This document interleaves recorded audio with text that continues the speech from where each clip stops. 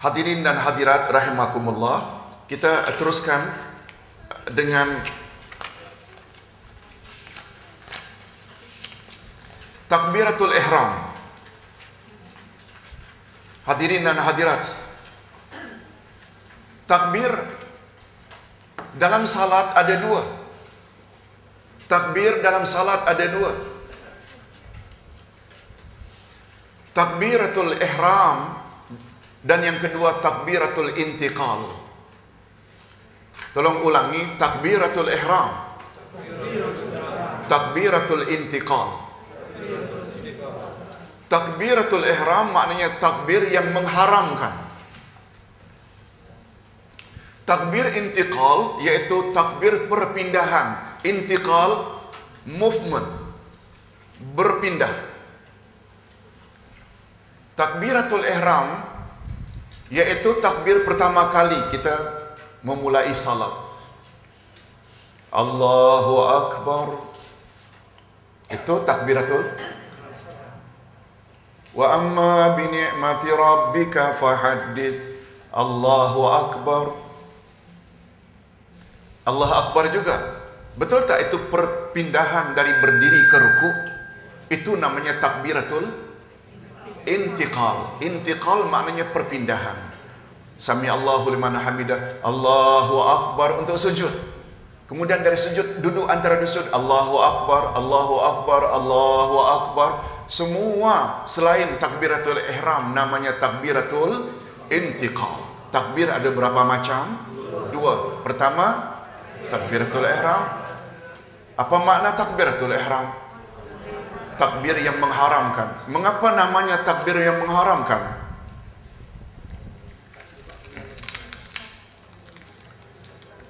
Sebab dengan takbir tersebut haram kita lakukan perkara-perkara yang sebelumnya dibolehkan.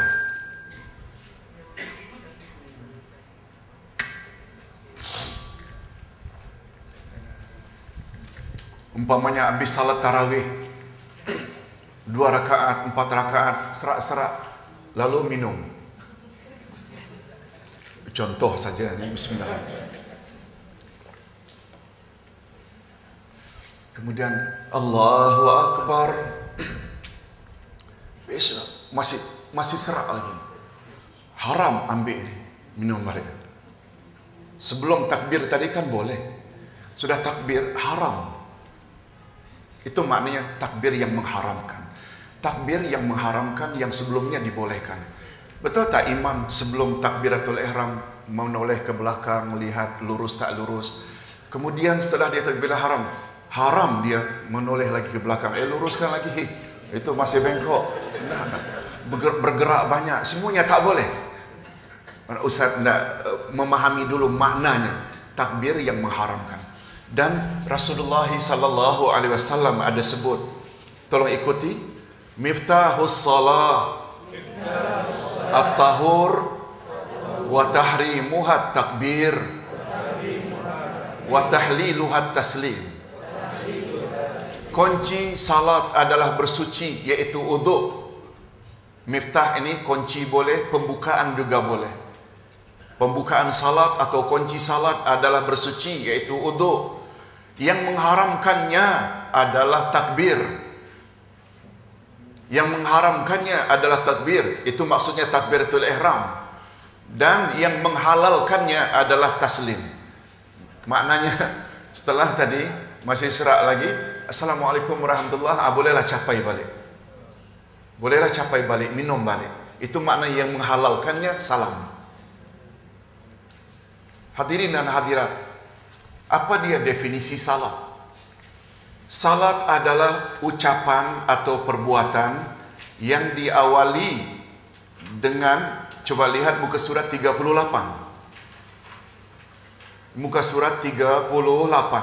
Definisi salat. Salat ialah beberapa ucapan dan beberapa perbuatan. Paling atas ya, 38 paling atas. Salat ialah beberapa ucapan dan beberapa perbuatan yang dimulai dengan takbir dan diakhiri dengan salam, yang dengannya kita beribadat kepada Allah menurut syarat-syarat yang telah ditetapkan. Jadi dengan ringkasnya, salat adalah perbuatan atau amalan yang dimulai dengan takbiratul ihram dan diakhiri dengan salam. Itu dia maknanya ibadah salat. Jadi sekali lagi takbiratul ihram. Okey. Dalam masalah ini ada beberapa pembahasan, 3 pembahasan. Pertama, mengangkat kedua tangan. Kedua, sifat meletakkan tangan. Yang ketiga, memandang ke arah sujud. Okey, Ustaz buat contoh. Setelah di dalam hati kita menyengaja untuk melakukan salat-salat tertentu. Tentu salat kita perlu niat tak? Zuhur untuk zuhur, asar untuk asar. Itu sebabnya niat tadi membezakan satu salat dengan salat yang lain. Asar dengan zuhur betul tak sama-sama 4 rakaat? Siap apa pembeza? Niat. Zuhur, zuhur. 4 rakaat, 4 rakaat. Kalau kasar 2 rakaat. Ikut imam ke, sendirian ke, semua mesti ada di dalam niat itu. Tak perlulah kita lafaz, kita tidak sebut tadi. Begitu sudah komplit kita punya kesengajaan, lalu kita pun pastikan imam sudah takbir, kita pun takbir. Allahu Akbar. Tidak pernah datang dari Nabi SAW yang niat itu mesti antara alif Allah dengan ra akbar. Banyakkan orang-orang kita yang terlalu terikat. Niat itu mesti dipasang di dalam Allah, panjang akhirnya sampai 16 harakat. Padahal tajwid kan sampai 6 harakat saja. Kadang-kadang bersambung karena tidak memasukkan niat. Allah, kadang habis nafas. Kadang-kadang goyang-goyang tangan. Tidak memasukkan niat. Nah, tak pernah datang dari Nabi SAW. Niat cukup sebelum kita takbiratul ihram, dah niat dah. Salat apa, berapa rakaat, makmum ke, imaman ke. Ketika imam sudah takbir, cukup Allahu Akbar. Senang saja.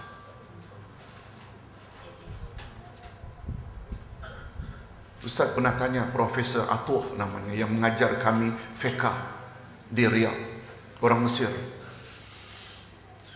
Prof, orang kami di Asia Tenggara banyak yang masang niat antara A, Allah dengan Ra Akbar. Ada dalil ke? Tak ada, nak. Ya bunaya, wahai anak, tak ada itu dari Rasul. Jadi macam mana? Boleh tak Prof ajarkan saya macam mana sepatutnya saya berdiri, buat kesengajaan. Niat ini al-qasd. Al-qasd itu maksud, ada tujuan kita hendak buat amal itu. Salatnya salat apa, berapa rakaat, makmum ke, imaman ke, semuanya mesti ada. Bila dah ada itu, takbir saja, Allahu Akbar. Sudah cukup dah.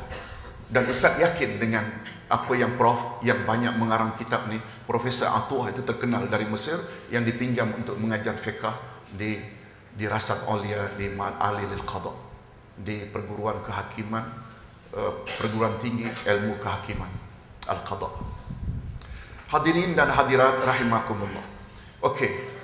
Macam mana? Ada 3 cara mengangkat tangan. Cara yang paling baik adalah serentak. Allahu Akbar. Mulut menyebut Allah, tangan bergerak. Cara kedua, mengangkat tangan dahulu. Allahu Akbar. Cara ketiga, menyebut dahulu takbir, tangan kemudian. Allahu Akbar. Ketiga-tiga pernah dilakukan oleh Rasul sallallahu alaihi wasallam. Coba kata para ulama, yang paling baik serentak. Di mana kadarnya? Ada riwayat yang mengatakan kadar setinggi telinga. Ada yang mengatakan setentang dengan bahu. Dua-dua boleh. Yang mustahab, telapak tangan menghadap kiblat. Sama ada Mungkin wanita yang memakai telekung lebih sesuai kalau direndahkan. Andai kata ditinggikan hingga setentang dengan telinga juga boleh. Dua cara ini dibolehkan. Cuma jangan bertakbir dalam keadaan seperti Allahu Akbar atau Allahu Akbar. Ini tak menghadap ke arah kiblat. Cuma hadirin dan hadirat, apa hukum takbiratul ihram? Rukun ke sunat? Rukun salat. Takbir mesti. Tanpa takbir salat tak sah. Tapi kita kena ingat, ada perbezaan hukum antara takbir dengan mengangkat tangan. Mengangkat tangan hanya sunat. Oleh sebab itu, andai kata seseorang yang langsung saja Allahu Akbar, salatnya sah tak? Sebab sah. Sebab yang rukun tu takbiratul ihram, Allahu Akbarnya. Mengangkat ini sunat. Ini sama nanti dengan penghujung salat adalah salam. Salam rukun tak? Menoleh ke kiri dan ke kanan hanya sunat. Dua yang tak sama. Nanti bila sampai bab salam nanti kita akan bahas bab itu. Sekali lagi, takbiratul ihram rukun tak? Sedangkan mengangkat tangan adalah sunat. Cara mengangkat tangan ada berapa? 3. Ada serentak, ada lebih dahulu takbir baru tangan, ada tangan dulu baru takbir. Ketiga-tiga dibolehkan, tapi yang lebih afdal bila serentak. Kadar tingginya tangan itu boleh tak setentang dengan bahu? Boleh tak agak sedikit tinggi setentang dengan telinga? Dua-dua boleh. Yang terbaik bila telapak tangan menghadap ke arah kiblat. Hadirin dan hadirat rahimakumullah. Kita teruskan. Kemudian meletakkan tangan. Lalu setelah takbir, tangan diletakkan di mana? Ulama berbeza pendapat. Ada yang mengatakan di dada, ada yang mengatakan di pusat, ada yang mengatakan di bawah. Dalam hal ini yang paling kuat ialah bila tangan itu dilipat, tangan kanan di atas tangan kiri. Tempatnya itu di dada. Sebab Nabi SAW bersabda, Nabi Muhammad SAW bersabda, tolong ikuti muka surat 56, muka surat 56, An Wa'il bin Hujrin qala Sallaitu ma'an Nabi sallallahu alaihi wasallam fawada'a yadahul yumna ala yadihil yusra ala sadri. Daripada Wa'il bin Hujur, dia berkata, aku pernah salat bersama Nabi sallallahu alaihi wasallam, baginda meletakkan tangan kanannya di atas tangan kiri di atas dada. Hadirin dan hadirat, semua kita tahu dada itu bermula daripada tulang selangka ini ke atas. Betul tak? Oleh sebab itu yang paling elok itu begini. Nah, macam mana? Oh, sorry, yang belakang tak nampak. Maaf. Allahu Akbar. Allahu Akbar. Dada. Sadrun. Nabi tidak sebut ala batnihi, di atas perut. Batnon perut. Atau ala surrati, di atas pusat. Tapi ala sadri, sadron itu maknanya apa? Dada, sadron. Dalam hal ini tak ada bezanya antara lelaki dan wanita. Walaupun kita tahu bentuk dada lelaki dengan wanita beza, kita faham. Tapi tetap kata Nabi, yang lebih baik itu adalah di atas dada. Cuma para ulama mengatakan cara meletakkan tangan itu kanan di atas kiri, jangan terbalik. Kanan di atas kiri, jangan terbalik. Kemudian posisi tangan itu boleh memegang pergelangan, boleh memegang hasta, boleh juga memegang telapak tangan atau belakang tangan. Oleh sebab itu, barangkali karena dada wanita berbeza dengan dada lelaki, lebih sesuai wanita barangkali dengan hanya meletak di sini. Boleh begini, boleh memegang pergelangan, dan boleh pula hanya letak saja di atas. Boleh faham? Nah,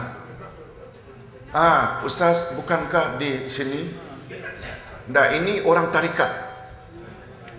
Orang tarikat mendakwa kononnya hati sebelah kiri supaya jangan diganggu oleh syaitan, kena tutup. Ini semua hanya berdasarkan akal sahaja, bukan datang dari Rasulullah sallallahu alaihi wasallam. Datang dari Rasulullah center, tengah. Bukan begini. Kan setengah-setengah orang Allahu Akbar. Hampir kena muka kita sikut. Tak. Yang datang dari Rasulullah, Allahu Akbar. Allahu Akbar. Bukan Allahu Akbar. Dada di sini katanya hati ini perlu dijaga dari gangguan syaitan. Itu semua gunakan akal yang tidak ada asas dari Rasul sallallahu alaihi wasallam. Bagus juga Datuk tadi tanya, macam mana Ustaz? Sebab saya pernah tengok orang macam itu. Ustaz bukan tengok saja, pernah kena sikut. Subhanallah. Nah, dia center. Kita untuk pengetahuan ya, sebenarnya antara lelaki dan wanita tak ada beza dalam bab salat dari sudut pergerakan.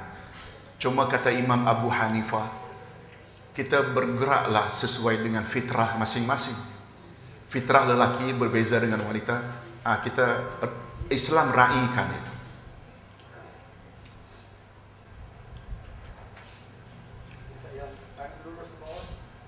Nah, macam mana dengan tangan lurus ke bawah, Ustaz? Ini orang-orang yang datang dari Tunisia, dari Libya, dari Aljazair, mereka bermazhab Maliki. Mazhab Maliki kata tidak di atas tapi lurus. Tapi sebenarnya pendapat itu tak kuat, sebab banyak hadis-hadis dari Nabi sallallahu alaihi wasallam menyuruh tangan kita di dada. Apalagi ketika qiyam itu mata di tempat sujud. Betul tak? Dengan posisi tangan di dada, mata di tempat sujud, nampak tak sifat tawaduk dan merendah diri? Betul tak? Berbanding lurus saja. Pengalaman Ustaz di Madinah waktu studi di sana, waktu orang dari Maghribi salat, mereka bermazhab Maliki, lurus saja. Lalu seorang jemaah haji dari Jawa yang sedang salat ini coba melarang orang yang ingin lalu, kan dilarang. Andai kata orang yang lalu di depan orang yang sedang salat tahu betapa besarnya azab yang dia bakal terima di akhirat nanti, niscaya dia lebih suka menunggu 40 tahun berdiri daripada melewati. Itu dari satu sudut. Dari sudut yang lain, bila ada orang yang ingin melewatimu, hendaklah kamu halang. Bila dia datang lagi, halang lagi. Dan sampai kata Nabi, bila 3 kali dia hendak cross juga, bunuh, faqtulu. Nabi gunakan istilah faqtulu, bunuh. Tapi tak perlulah salat bawa pisau. Tapi larangan itu menunjukkan keras tak? Cuma jemaah haji tadi begitu dihalang, dia sambut salam. Lalu yang sedang salat ni, Inilah bahayanya bila salat tak gini. Kemudian ketika qiyam, tangan di dada, mata di mana? Hendaklah tempat sujud. Mata hendaklah di tempat sujud. Mata hendaklah senantiasa melihat ke arah tempat sujud. Hadirin dan hadirat rahimakumullah. Kecuali nanti ketika kita mengisyaratkan dengan telunjuk, mata hendaklah melihat telunjuk. Ustaz kira tadi malam kita dah jelaskan. Nanti kita akan, sebab hadirin dan hadirat, di zaman Rasul sallallahu alaihi wasallam banyak sahabat yang salat sambil melihat ke langit, ke kiri dan ke kanan. Akhirnya turunlah surat Al-Mu'minun. Semalam kita ada cakap surat Al-Mu'minun, qad aflahal mu'minun alladzina hum fi salatihim khashi'un. Sungguh menang orang-orang yang beriman, yang apabila mereka salat mereka khusyuk. Nah, ketika turun ayat ini, langsung Nabi suruh, apabila kamu salat jangan menoleh ke kiri, ke kanan atau ke atas, tapi hendaklah ke tempat sujud. Itu sebabnya khusyuk pula dia ada dua macam. Khusyuk ada dua macam. Khusyukul qalbi, tolong ikuti. Wa khusyukul jawarih. Khusyukul qalbi iaitu khusyuk hati. Khusyukul jawarih iaitu khusyuk anggota. Anggota tak boleh banyak bergerak, banyak mengerling ke kiri ke kanan, tak boleh. Tapi mata hendaklah ke tempat sujud. Itu maknanya khusyuk anggota. Hadirin dan hadirat, macam Ustaz sebutkan semalam, bab khusyukul qalbi ini, khusyukul jawarih, dia ada 33 cabang. InsyaAllah satu hari nanti kita boleh bincang khas tentang salat khusyuk. Ya tahu ya, salat khusyuk ni mustahab. Sebab kata ulama, salat tak ubahnya bagaikan insan. Insan dinamakan insan selagi ada jasad dan roh. Salat macam insan. Pergerakan kita rukuk, i'tidal, qiyam, sujud, itu semua adalah fizikalnya salat. Fizikal salat itu qiyam, rukuk, i'tidal, sujud, membaca, itu fizikalnya. Rohnya apa? Rohnya salat adalah khusyuk. Oleh sebab itu seseorang yang bergerak begitu sempurna macam cara Rasul, tapi hatinya tak khusyuk, dia bukan salat. Sebagaimana bukan dinamakan insan kalau hanya ada jasad tanpa roh. Tak dapat faham maksudnya. Ya. Itu sebabnya disebut nomor satu. Sungguh beruntung orang-orang beriman yang apabila mereka salat mereka khusyuk. Disebut nomor satu. Itu sebabnya kata Imam Ibn Taymiyah, khusyuk adalah wajib. Dia bukan sunat. Itu sebabnya kata Nabi, ada orang yang salat dapat 75 markah. Ada orang yang salat dapat 50 markah. Ada yang salat juga serupa, dapat 30 markah, dan ada orang yang salat dapat 5 markah. Ketika ditanya macam mana itu semua terjadi, sangat tergantung sampai di mana kehadiran hatinya ketika dia sedang salat, iaitu khusyuk. Wujud tak orang sejak takbiratul ihram dah melayang-layang, kemudian kembali dekat-dekat salam baru tahu, oh sedang salat. Yang ini yang 5 markah.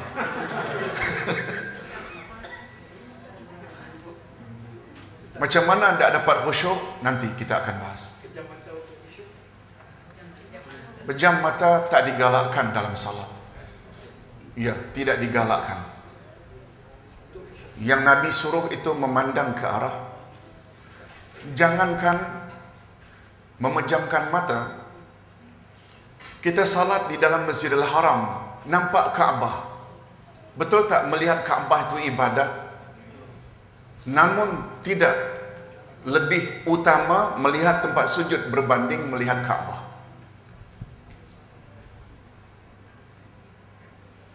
Apalagi sedang salat, lihat Kaabah, ada pula jemaah yang kita kenal. Dia tu, dia naik haji rupanya. Dia tak pernah beritahu saya padahal dia jiran. Dah melayang-layang dah. Yang paling baik kita lihat tempat sujud. Betul tak di antara cara untuk konsentrasi bila kita fokus pada satu titik? Kan selalu disebut begitu. Yes. Hadirin dan hadirat rahimakumullah. Adapun doa iftitah.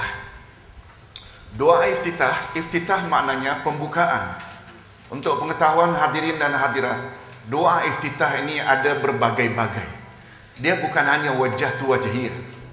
Ada lagi yang lain-lain. Allahumma ba'id baini wa baina khataayaya kama ba'adta bainal masyriqi wal maghrib. Ada lagi Allahu akbar kabiran walhamdulillahi katsiran. Jadi untuk pengetahuan,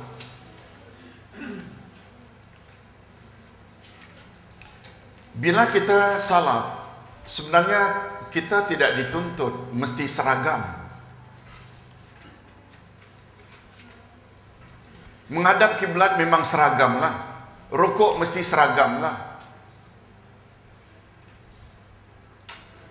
Tetapi dalam pergerakan, ada peruntukan dalam ilmu fiqh yang dipanggil dengan ta'addudus sunan. Tolong ulang. Ta'addud as-sunan. Bila diwasalkan ta'addudus sunan. Ta'addud maknanya berbilang-bilang. Sunan plural daripada sunnah. Sunnah Nabi itu berbilang-bilang. Sesekali Nabi baca wajah tu wajhiyah. Sesekali Nabi baca Allahu akbar kabira. Sesekali doa iftitah Nabi baca Allahumma ba'id baini wa baina khataayaya. Kita boleh tak baca salah satu daripadanya? Kan tak semesti seragam dengan orang sebelah. Salawat ke atas Nabi betul tak ada 5, 6, 7 macam? Kita tak baca yang macam mana, tak mengapa. Yang jelas ada dalil dari Nabi. Tapi takbiratul ihram, Allahu Akbar, seragam tak? Seragam. Tak boleh.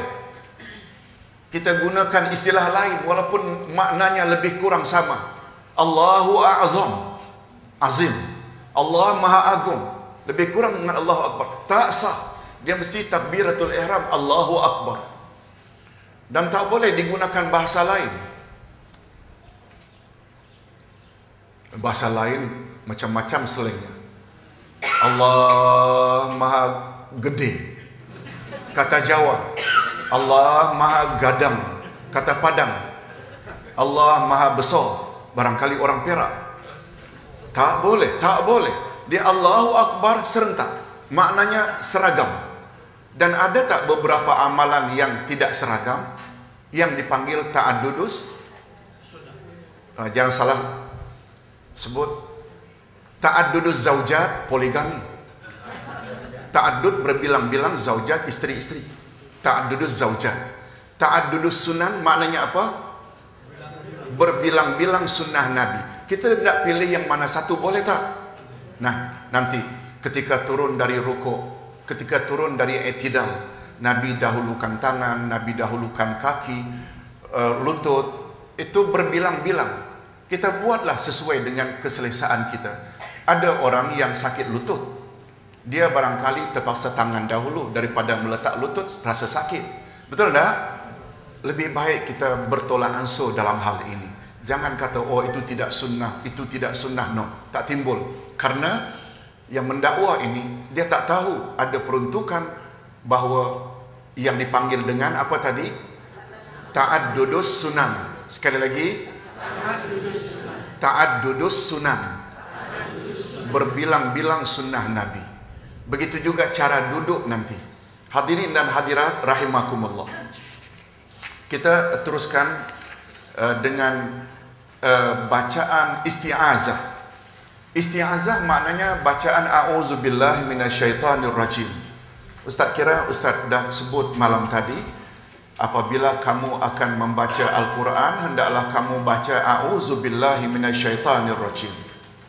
Iaitu pada permulaan sahaja. Pada permulaan sahaja. Cuma para ulama berbeza pendapat apakah kita perlu baca setiap rakaat a'udzubillah. Perbezaan pendapat mereka yang melihat dalam salat 4 rakaat ke 3 rakaat ke 2 rakaat sebagai satu bacaan, maka mereka mulai a'udzubillah pada rakaat pertama sahaja. Umpamanya kita biasa baca wajah tu, wajhiya lillazi fatara samawati wal arda hanifan musliman wa ma ana minal musyrikin, inna salati wa nusuki wa mahyaya wa mamati lillahi rabbil alamin la syarika lahu wa bidzalika umirtu wa ana minal muslimin. A'udzubillahi minasyaitonir rajim. Secara perlahan, a'udzubillah. Bagi yang melihat ibadah salat itu macam satu bacaan, mereka baca sekali saja permulaan pada rakaat pertama. Rakaat kedua, bila naik nanti dari rakaat pertama ke rakaat kedua, mereka langsung baca bismillah sahaja, tanpa a'udzubillah. Bagi yang melihat bahawa setiap rakaat adalah bacaan yang berasingan, maka mereka membaca a'udzubillah pada setiap rakaat. Dapat faham? Perbezaan macam ini biasa. Tapi Ustaz melihat lebih kuat adalah cukup baca sekali sahaja. Macam umpamanya kita ingin membaca a'udzubillahi minasyaitonir rajim, bismillahirrahmanirrahim, qul huwallahu ahad, Allahus samad. Bila dah berakhir bismillahirrahmanirrahim, qul a'udzu birabbil falaq. Untuk qul a'udzu birabbil falaq dah tak payah a'udzubillah lagi, sebab dia permulaan sahaja. Baik hadirin dan hadirat rahimakumullah, baca basmalah. Basmalah maknanya bismillahirrahmanirrahim. Basmalah ada 3 macam pendapat. Basmalah di hadapan setiap surah hanya sunat, kecuali surah Bara'ah atau surat Taubah. Surat Taubat kan tak ada bismillah. Yes. Di depan qul huwallah ke, di depan wadduha ke, semuanya sunat. Bismillah yang ada di dalam surat An-Naml adalah ayat Al-Quran. Ini sebagaimana firman Allah di dalam ayat 30 dari surah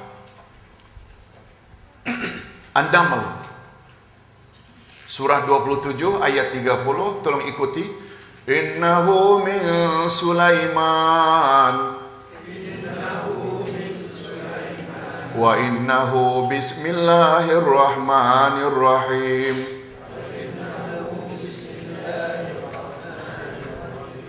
Sesungguhnya surat itu daripada Sulaiman, dan sesungguhnya isinya dengan menyebut nama Allah yang Maha Pengasih lagi Maha Penyayang.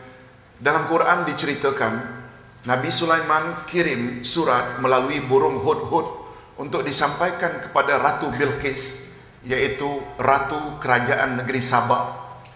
Kan ada dalam Quran surah Sabah, ada kata-kata bismillahirrahmanirrahim. Itu adalah ayat confirm. Mana-mana bismillahirrahmanirrahim di depan surah itu confirm, bukan ayat. Tak baca boleh, tak baca boleh. Cuma ulama berbeza pendapat tentang bismillahirrahmanirrahim di depan Al-Fatihah. Ada mengatakan dia satu ayat daripada surah Al-Fatihah. Ada yang mengatakan dia bukan ayat. Ada pula yang mengatakan dia ayat tapi dibaca secara sir, tidak jahar. Ada pula yang mengatakan dia perlu dibaca dengan jahar. Betul tak bila kita sampai di Mekah, Madinah, kita dengar imam hanya baca sir, Allahu Akbar. Lama kita dengar dia diam baca doa iftitah, a'udzubillah, bismillah pun sir. Alhamdulillahi rabbil alamin, ar-rahmanir rahim. Dia tak memulai dengan bismillah. Bukan tak baca, tapi sir. Maknanya boleh tak? Malah menurut Imam Ibnul Qayyim yang menyelidiki hadis-hadis Nabi, bacaan Nabi secara sir adalah lebih banyak berbanding bacaan Nabi sesekala dengan jahar bismillahnya. Oleh sebab itu, betul tak? Dua-dua boleh. Bagi yang belum pergi haji dan umrah, tak usah jauh-jauh kita pergi ke Wisma Yakin, di depannya ada Masjid India. Betul tak? Karena mereka bermazhab Hanafi. Begitu juga Masjid Pakistan tanpa bismillah yang jahar. Maknanya boleh tak? Itu perbezaan yang kecil, bukan prinsip. Bukan mereka tak baca bismillah, cuma ada sir, ada yang jahar. Kita terus terang dengan membaca Al-Fatihah. Hadirin dan hadirat, surat Al-Fatihah adalah surah yang mesti dibaca dalam salat. Cuma orang yang salat itu ada 3 macam. Ada yang masih ingat? Bila dia salat berjamaah, ada tak yang namanya imam dan makmum? Nah, ada imam, ada makmum. Nah, ada tak orang yang kadang-kadang salat sendirian? Dia dipanggil imam ke atau makmum atau munfarid? Munfarid, salat sendirian. Kedudukan membaca Al-Fatihah. Sebab Nabi bersabda, tolong ikuti, la salata liman lam yaqra bifatihatil kitab. Tiada sah atau tiada salat bagi orang yang tidak membaca surat Al-Fatihah. Riwayat Al-Jamaah.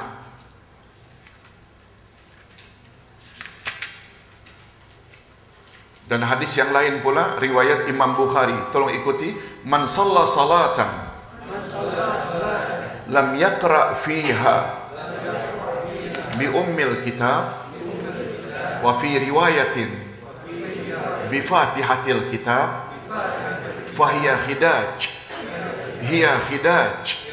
ghairu tamam. Siapa yang salat tanpa membaca ummul kitab, dan dalam riwayat yang lain surat Al-Fatihah atau Fatihatul Kitab, niscaya salatnya rosak, tidak sempurna. Hadis riwayat Imam Bukhari dan Muslim. Namun demikian kata para ulama, Ustaz ringkaskan saja, imam wajib baca, munfarid wajib baca, tapi makmum boleh tidak baca, sebab bacaan imam mewakili bacaan makmum. Namun demikian, hadis ini dikatakan dhaif atau lemah. Jadi ringkasnya, nanti boleh baca sebab pembahasannya sangat panjang.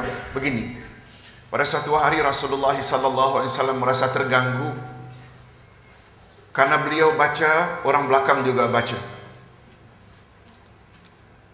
Lalu Nabi tanya, apa yang kamu baca tadi? Aku dengar kamu orang baca ketika aku sedang baca. Benar ya Rasulullah. Lalu apa komen Nabi? Lain kali bila aku sebagai imam baca, hendaklah kamu diam, illal Fatihah, kecuali surat Al-Fatihah. Boleh faham sampai situ? Bila imam baca, kita sepatutnya dengar.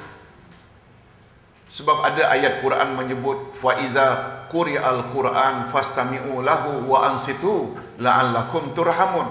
Bila Quran dibaca, hendaklah kamu diam dan dengar, mudah-mudahan kamu mendapat rahmat. Namun dalam hal ini, Nabi ada tak membuat pengecualian makmum boleh baca hanya surat Al-Fatihah? Ini pendapat yang lebih kuat. Oleh sebab itu, setengah-setengah umat Islam bila imam baca dalam salat jahar saja ya, yaitu untuk Isya umpamanya 2 rakaat pertama makmum tak payah baca. Untuk rakaat 2 terakhir makmum perlu baca sebab imam ketika itu membaca sir. Ini yang menjadi amalan di Perlis. Ustaz lihat, Ustaz pernah 3 tahun berkhidmat di sana, 2006 hingga 2009. Mereka tak baca. Begitu pandangan. Kita perlu hormati tak? Perlu hormati tak? Dan apabila imam baca sir, mereka membaca. Untuk zuhur dan asar keempat-empatnya perlahan. Perlu baca tak makmum?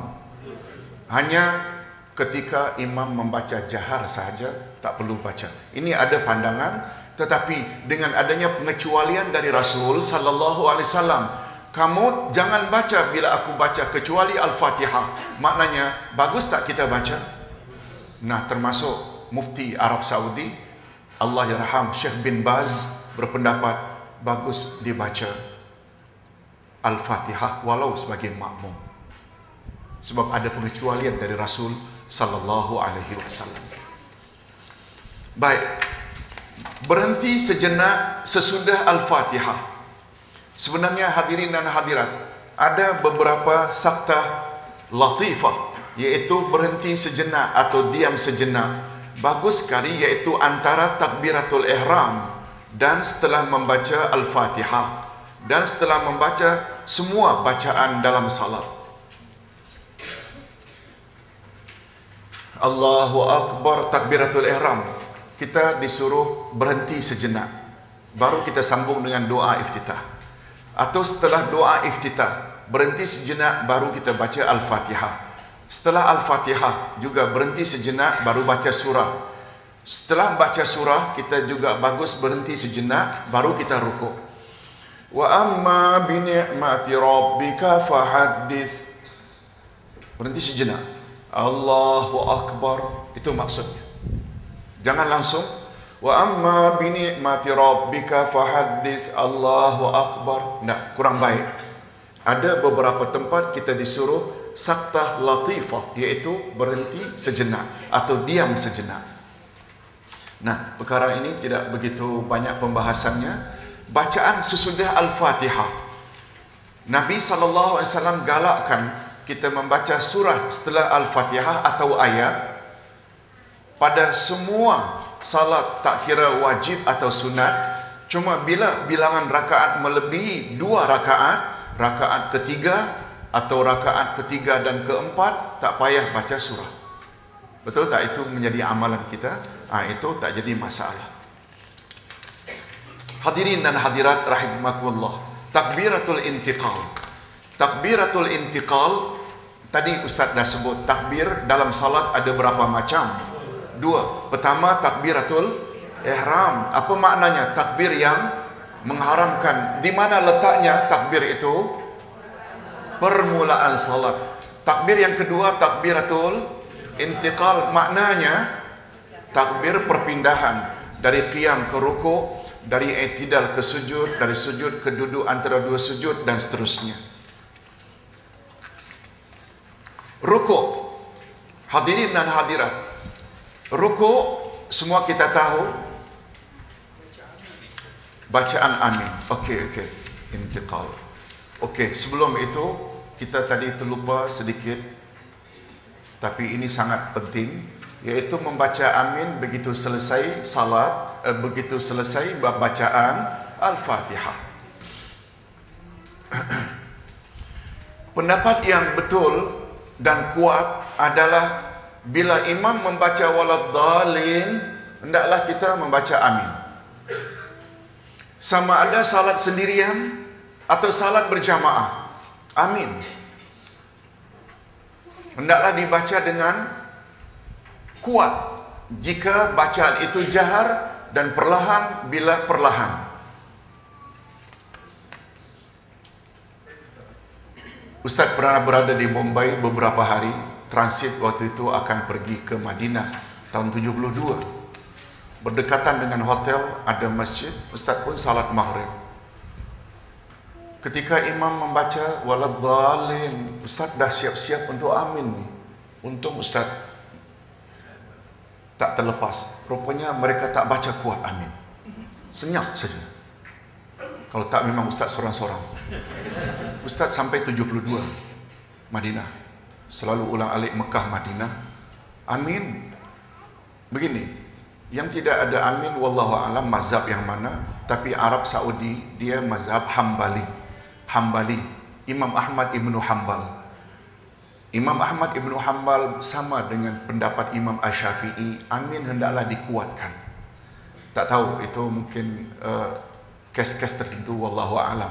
Tapi dalam hukum membaca amin, begitu jelas di dalam hadis Nabi, bila imam membaca waladdallin, hendaklah kamu membaca amin.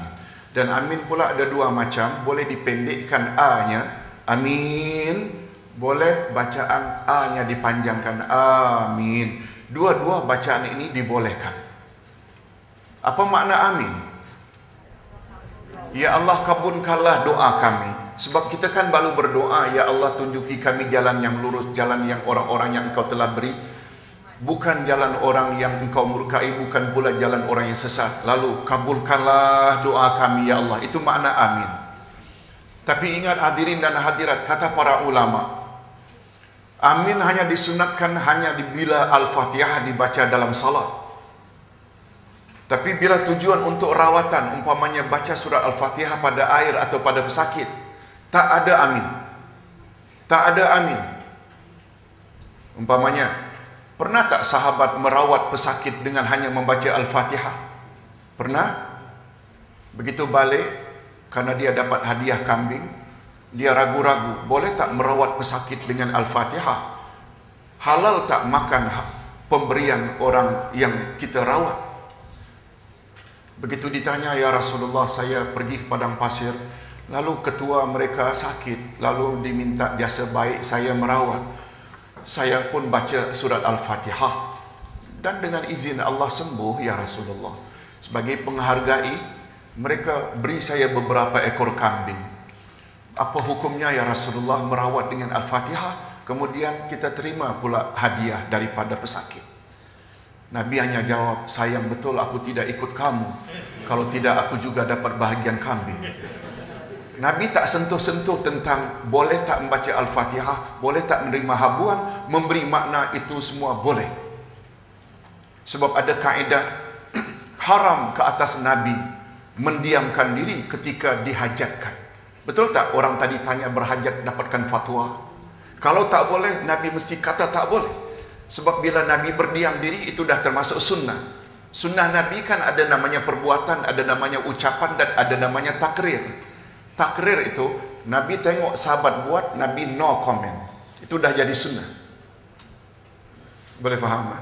Ya, itu sedikit bagus juga. Terima kasih terhadap teguran tadi yang Ustaz lupa. Rukuk. Rukuk iaitu membungkuk. Cuma hadirin dan hadirat, rukuk dalam keadaan qiyam, kita hendaklah membungkuk dengan memegang kedua kepala lutut atau tempurung lutut dengan kedua tangan kita. Tangan kanan memegang kepala lutut yang kanan, yang kiri kepala lutut yang kiri, sambil merenggangkan jari jemari, mencengkam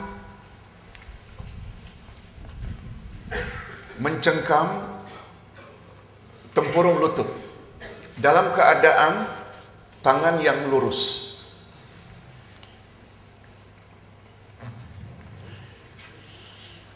Wa amma bi ni'mati rabbika fahaddits.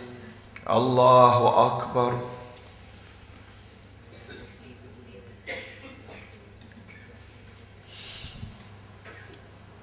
Usahakan agar belakang kita itu lurus. Usahakan. InsyaAllah, Allah subhanahu wa ta'ala telah cipta sedemikian rupa, bila kedua tangan memegang tempurung lutut dalam posisi siku yang lurus, InsyaAllah kita akan dapat lurus. Taklah macam lurus meja. Lurus meja mana boleh. Cuma ukuran Nabi, bila kamu letak kidir ni periuk tak tumpah, air tak tumpah. Itu maknanya lebih kurang macam inilah.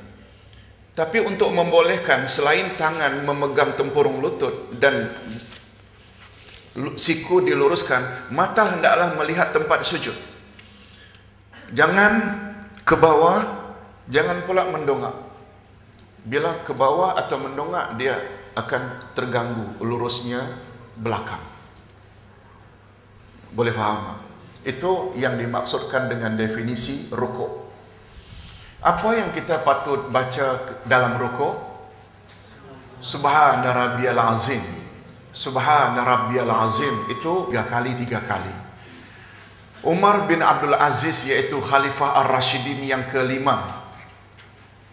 Pernah dengar nama Umar bin Abdul Aziz? Beliau adalah cicit Umar ibn Khattab. Walaupun Khalifah Ar-Rashidin itu berakhir tahun 40, lebih kurang 60 tahun kemudian muncul Khalifah Ar-Rashidin yang kelima, yaitu Umar bin Abdul Aziz, yang memerintah hanya 2 tahun saja. Tahun 99, meninggal tahun 101 karena mati diracun. Beliau kan adalah khalifah yang paling adil.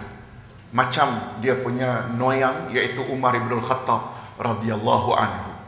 Karena sangat aman, makmur di zamannya, sampai ulama Ahlus Sunnah memasukkan beliau sebagai Khalifah Ar-Rashidin yang kelima. Yang popular kan 4. Abu Bakar, Umar, Osman, Ali.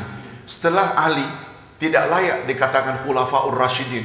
Sebab apa tahu tak? Sudah mula gila kuasa. Bila dah memerintah, dia mau anaknya yang ganti. Macam apa yang terjadi di Timur Tengah sekarang ini. Betul tak? Itu sebabnya masalah ini bukan masalah keturunan menjadi khalifah ini. Itu sebabnya antara Yazid ke Muawiyah ke dan tak layak mendapat gelaran Khulafaur Rasyidin. Nah, 60 tahun kemudian muncul seorang khalifah yang adil bernama Umar bin Abdul Aziz. Umar bin Abdul Aziz punya amalan, beliau baca dalam rukuk dan sujud Subhan Rabbil Azim atau Subhan Rabbil A'la 10 kali. 10 kali. Makin banyak makin bagus. Betul tak Nabi ada sebut tempatmu yang paling dekat adalah di dalam sujud? Oleh sebab itu, panjangkan sujudmu dan perbanyakkan doa di dalamnya. Kalau tak salah semalam kita dah sebut dah perkara ini. Baik, hadirin dan hadirat, kita teruskan. Ya. Okey. Nah, terima kasih Datuk. Ketika rukuk, kaki hendaklah lurus menghadap ke arah kiblat.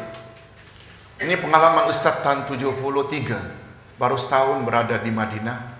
Lalu ketika maghrib salat di Masjid Nabawi, lebih kurang 7 batu daripada kampus. Ketika rukuk, Ustaz macam biasa, kita agak begini, posisi kaki. Ustaz ditegur oleh satu orang tua, orang alim. Ya bunaya, nak, kakimu tu salah ketika rukuk tadi. Sepatutnya menghadap ke arah kiblat, lurus ke arah kiblat. Boleh faham tak maksudnya? Macam ini. Kaki menghadap ke arah kiblat. Baru boleh bertemu antara kaki kita dengan kaki jemaah yang sebelah, kan digalakkan supaya bertemu kaki dengan kaki, rapatkan saf, luruskan saf dan rapat itu. Kalau boleh bertemu antara tepi kaki kita dengan tepi kaki rakan kita bersebelahan. Walaupun amalan ini kurang begitu popular Ustaz lihat di Asia Tenggara. Kita tidak dekat, yang makin jauh. Macamlah kita ni najis. Betul tak? Sunnah Nabi SAW hendaklah bertemu antara satu dengan satu. Bapak-bapak dan ibu-ibu, kita jangan terlalu terikat ya dengan lebarnya sajadah. Kononnya satu orang sajadah satu orang, kemudian long begitu. Nabi Muhammad SAW pernah ketika memulai salat, beliau lihat ke belakang, lalu safnya tak lurus. Nabi kata, lurus, sebab aku lihat syaitan dalam bentuk anak kambing berwarna hitam sedang mencelah-celah kamu. Dan bila itu terjadi, kamu tak akan boleh dapat khusyuk. Itu sebabnya waktu Ustaz beri ceramah di Singapura, imam mengingatkan dengan menggunakan istilah, jangan biarkan syaitan mencelah-celahkan di antara sesama kita. Dia gunakan istilah itu. Memang itu hadis Nabi SAW. Itu sebabnya susah dapat khusyuk, karena kita tidak rapat. Hadirin dan hadirat, begitu toh? Iya. Hadirin dan hadirat, nah dalam hal ini sama tak antara lelaki dan wanita? Sama tak? Sama. Lelaki dan wanita hanya dalam beberapa perkara saja yang mereka itu berbeza dengan lelaki. Dalam bab saf, betul tak lelaki hendaklah di depan dekat dengan imam berbanding wanita? Satu. Yang kedua, lelaki boleh tak mengimamkan wanita? Tetapi wanita tak boleh jadi imam untuk lelaki. Kecuali Dr. Aminah Wadud. Pernah dengar? Itu dah menyeleweng dah. Walaupun dia ada alasan-alasan, tapi itu bukan pandangan sunnah, Ahlus Sunnah wal Jamaah. Hanya itu saja. Dan beberapa yang lain. Tapi tentang pergerakan dari takbir hingga salam, hadirin dan hadirat, kalau Nabi kata sallu kama raaitumuni usalli, salatlah kamu sebagaimana kamu tengok cara aku salat. Betul tak itu ditujukan kepada lelaki dari kalangan umatnya juga wanita-wanita? Yes. Nah, bagi pandangan ustaz, yang perlu lurus ini yang di depan. Depan, saf. Bukan maknanya line itu tuh kita sesuaikan tumit kita saja. Bila tumit kita, ada orang besar, ada orang kecil. Kan ada istilah orang tu perut buncit.